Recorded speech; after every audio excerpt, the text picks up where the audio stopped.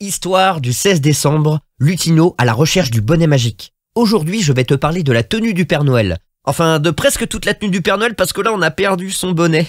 Tu pourrais penser que c'est pas grave parce que les bonnets du Père Noël, on peut en trouver dans plein de magasins et peut-être même que t'en as un. Tu peux me le dire, je ne le prendrai pas. Mais c'est pas pareil.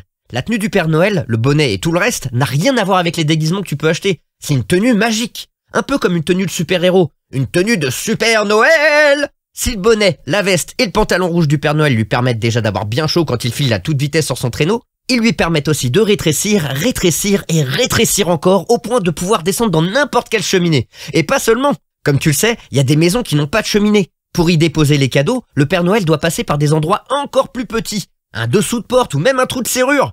Il peut se faire aussi petit qu'une fourmi. Et au passage, je te signale que les fourmis, elles, ne portent pas une hotte remplie de cadeaux.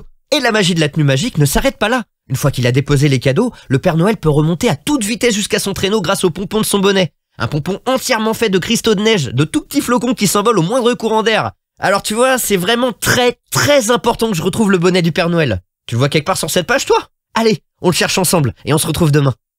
Et n'oubliez pas de vous abonner. Vite, aide Luthino à retrouver le bonnet du Père Noël et son pompon magique. Il est forcément quelque part sur cette image.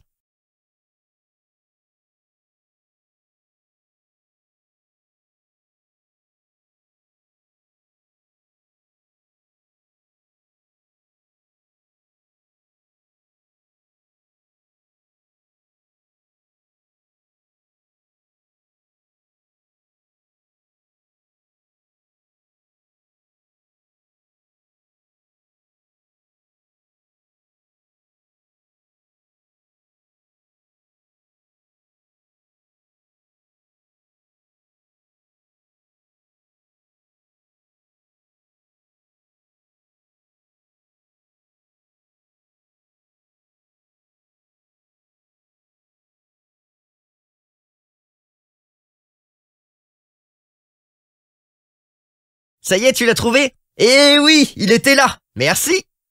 Et n'oubliez pas de vous abonner.